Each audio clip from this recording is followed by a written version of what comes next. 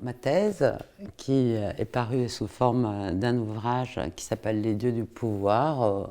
aux éditions du CNRS. Donc je l'ai soutenue en 1991. Et donc, elle traite de la relation de ce groupe ethnique avec la religion dominante qu'est l'hindouisme et comment, en fait, on va dire la conversion, l'adoption de pratiques hindoues par, on va dire, essentiellement le clan détenteur du pouvoir local, et puis après les clans avec lesquels il était apparenté, a apporté en fait une scission dans ce groupe ethnique qui était à l'époque où moi je travaillais divisé en deux catégories qui ne s'intermariaient plus et qui même avaient une commensalité, c'est-à-dire un échange de nourriture limité, comme le ferait en fait deux castes. Ils s'étaient donc divisés sur la base de la consommation d'un animal qui est considéré comme impur par les hindous, qui est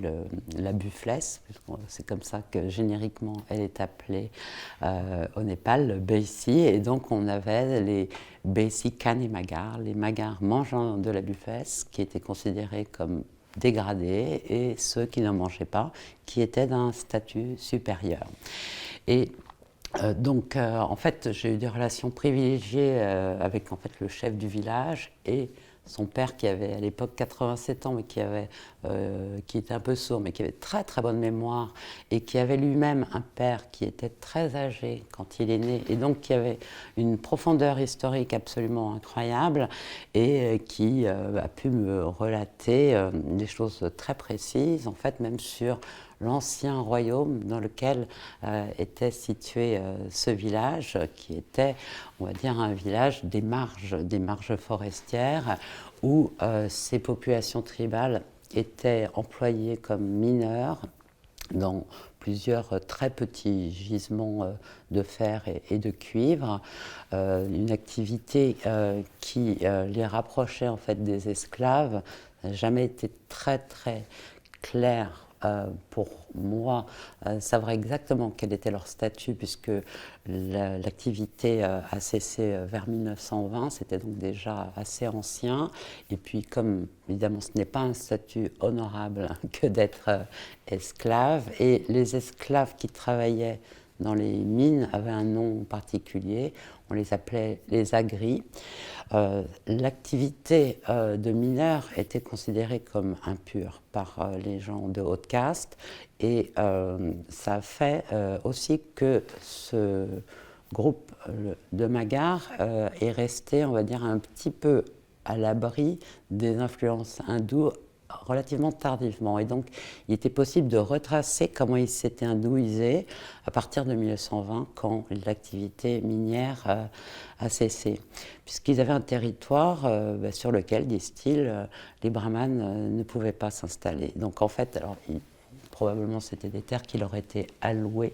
et ils avaient l'obligation de fournir en contrepartie une quantité de minerais pour des activités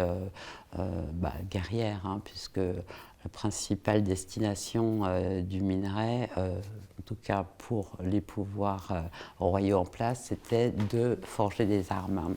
Alors, du coup, dans le village où j'ai fait ma thèse, il y avait un très grand nombre de gens de la caste des forgerons dont la présence s'expliquait bien, de la même façon par la présence des mines, puisqu'ils raffinaient le minerai et puis on faisait des outils. Et donc, ces groupes entretenaient des relations rituelles avec ce qui était leur ancienne capitale royale, qui, en fait, à l'époque où moi j'ai fait du terrain, était resté une bourgade, un petit village. Hein. Dans cette région, il y avait l'électricité nulle part. Hein. Dans les années 80, c'était à peu près 3 jours de marche pour y accéder. Et bon, dans le village où moi j'ai résidé, la population était particulièrement pauvre, ce qui s'explique aussi historiquement, puisque comme ils avaient très probablement des contreparties, en plus de l'allocation des terres contre leurs minerais, sont des gens qui étaient nombreux et qui avaient des petits lopins de terre. Et donc, il n'y avait pratiquement pas de famille qui arrivait à produire suffisamment pour manger. Et donc ce sont des groupes qui, lorsqu'ils ont perdu ces revenus de la mine, bon, une activité qui à la fois faisait que leur statut était peu enviable, mais qu'ils ont pu quand même aussi en profiter pour chasser des brahmanes de certaines zones de pâturage en expliquant qu'il y avait des gisements de minerais et que du coup c'était tout de suite chasse gardée pour les mineurs. Donc il y avait des histoires assez incroyables, en tout cas qui leur faisaient énormément plaisir à raconter, où ils attendaient les brahmanes qui eux venaient en migration, souvent d'assez loin, avec leurs troupeaux de vaches pour trouver des zones de pâture. Ils attendaient avec des gros gourdins et quand l'histoire devait être réglée par le pouvoir royal, eh bien c'était eux en tant que mineurs qui avaient raison, même face à ces gens de statut très éminent. Alors ça montre tout de suite effectivement que la hiérarchie des valeurs avait aussi des limites. Les besoins du trésor royal pouvaient être supérieurs à la hiérarchie des castes. Et donc, en fait, ayant commencé par travailler dans cette marge tribale, après, je me suis dit qu'il était important de comprendre ces relations au centre royal, d'autant que le clan des chefs manifestait son pouvoir par la particularité de la divinité lignagère qui lui était attachée, qui était un sabre. Et le sabre au Népal est le symbole de la royauté, du pouvoir royal, un peu comme nous on parle de la couronne dans le monde hindou, et au Népal en particulier, le sabre et ce qui représente la royauté. On se transmet le sabre. Quand même le roi, les derniers rois du Népal ne pouvaient pas se rendre à une occasion rituelle, ils se faisaient représenter par leur sabre. Et c'est en fait un artefact, un régalia qui a été visiblement déjà utilisé de la même façon à l'époque médiévale. Et donc le sabre du chef tribal, disait-il, lui avait été remis par le roi d'Isma, qui est cette ancienne capitale. Et donc j'ai eu à cœur de circuler, d'aller dans différents lieux de pouvoir de cet ancien petit royaume qui a été donc annexé à la fin du XVIIIe siècle.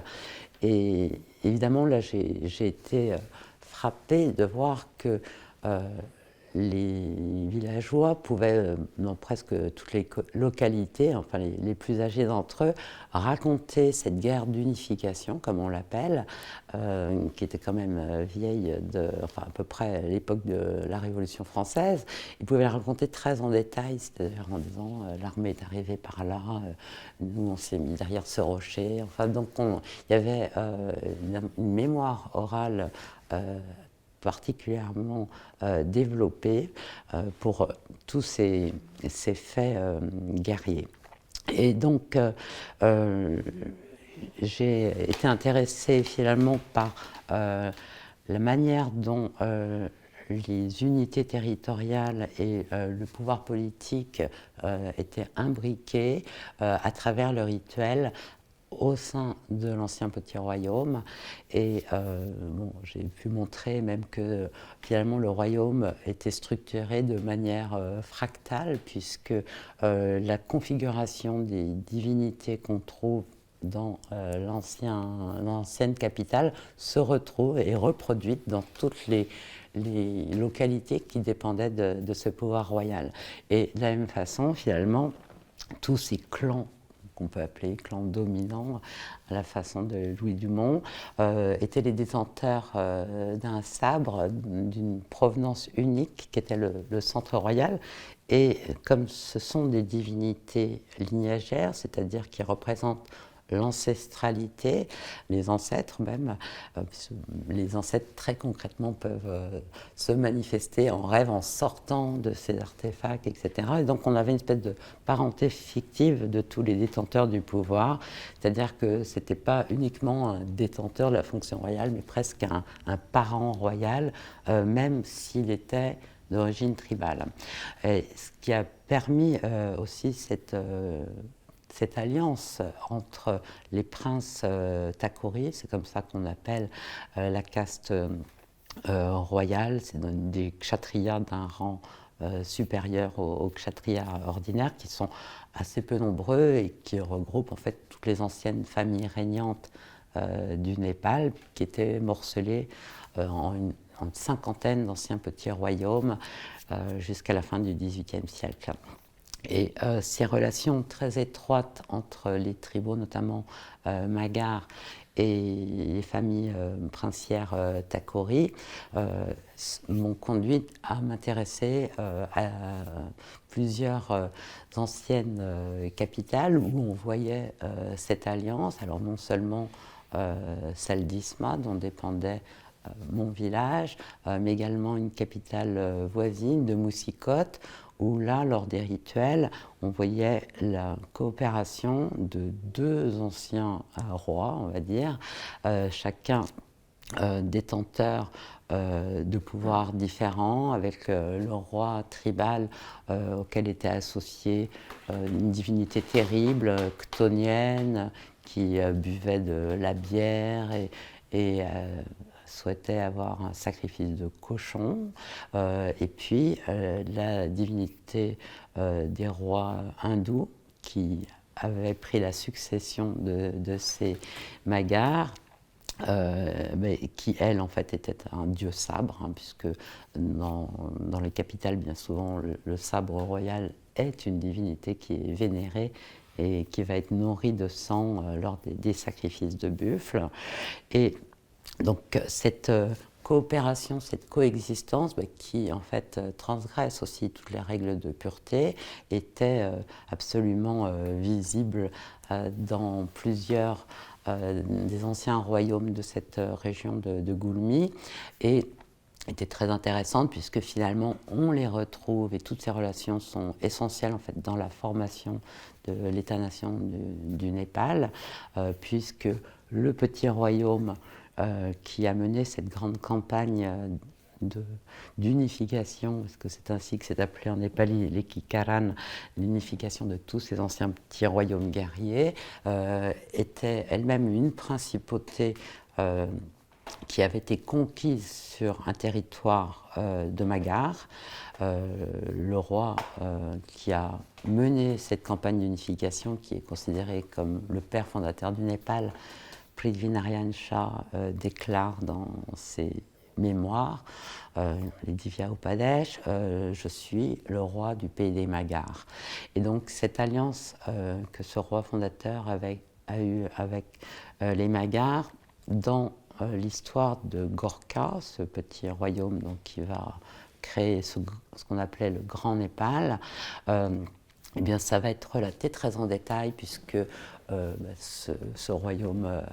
qui n'était pas plus gros que celui d'Isma, dont je vous parle depuis le début, va avoir une expansion extraordinaire en l'espace de quelques décennies. Et donc je me suis par la suite penchée sur l'étude des chroniques royales, en particulier celle de Gorkha,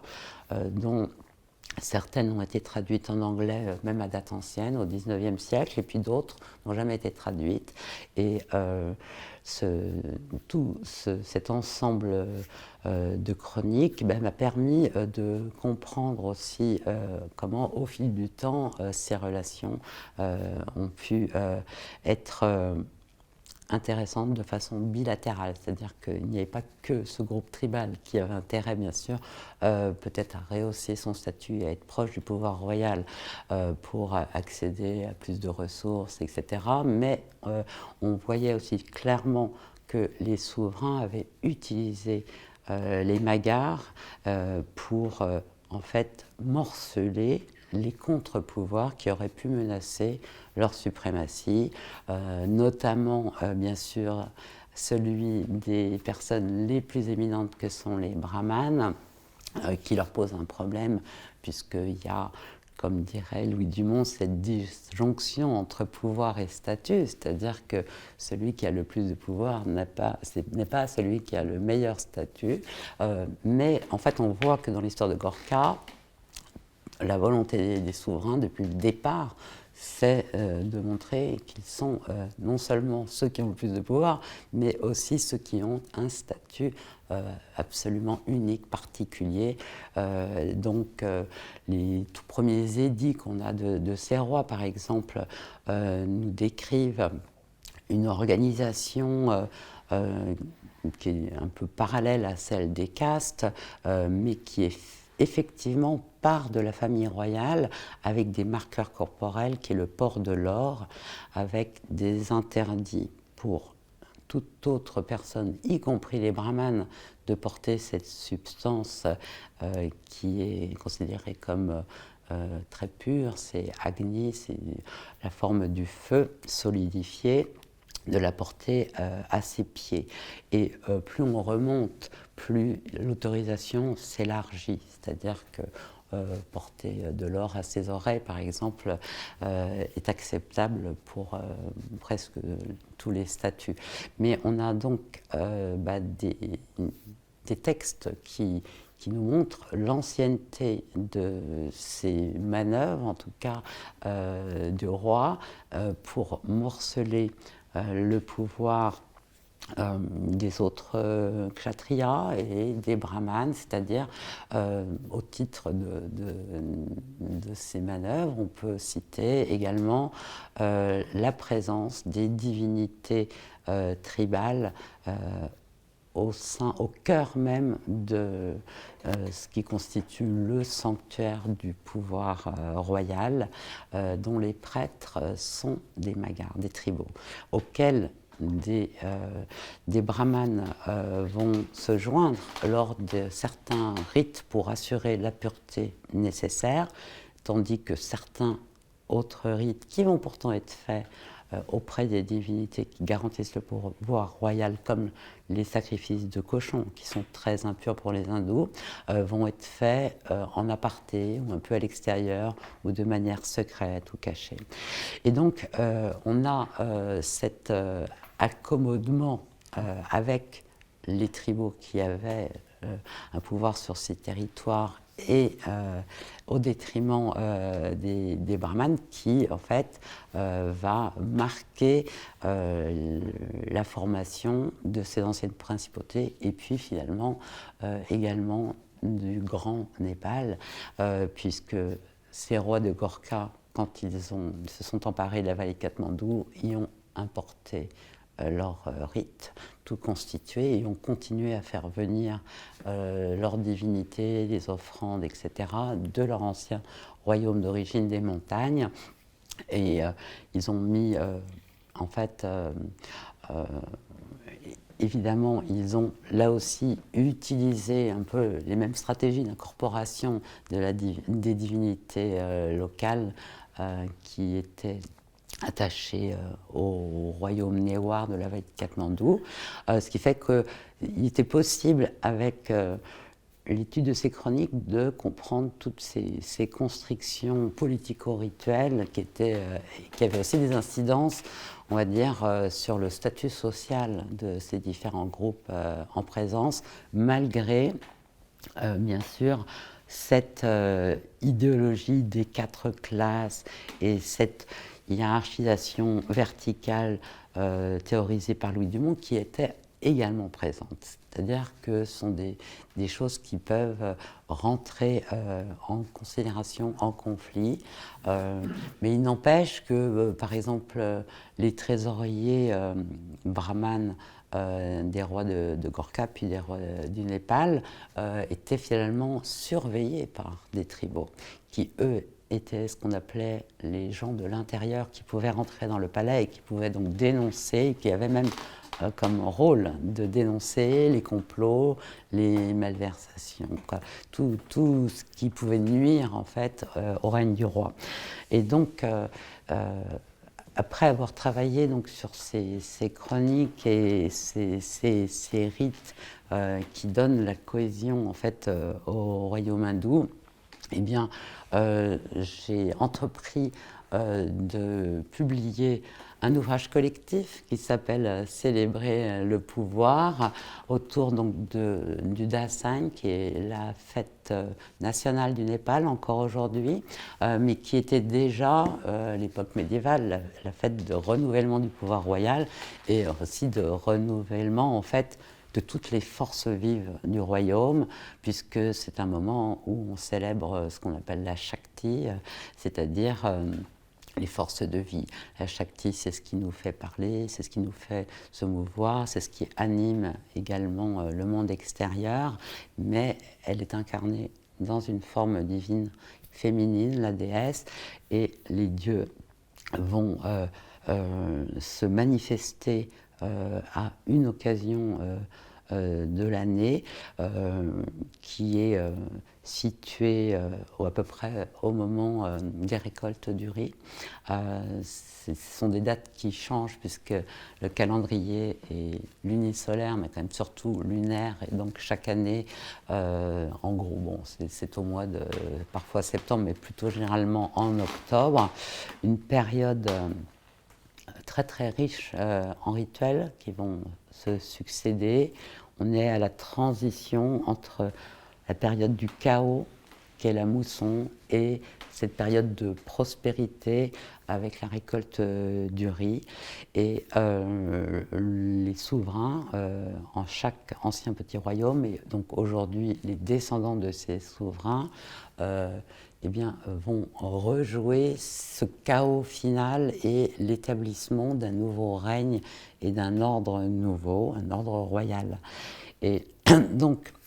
ayant observé ce rituel dans plusieurs anciens royaumes, et sachant que d'autres de mes collègues avaient pu l'observer dans d'autres royaumes, je m'étais dit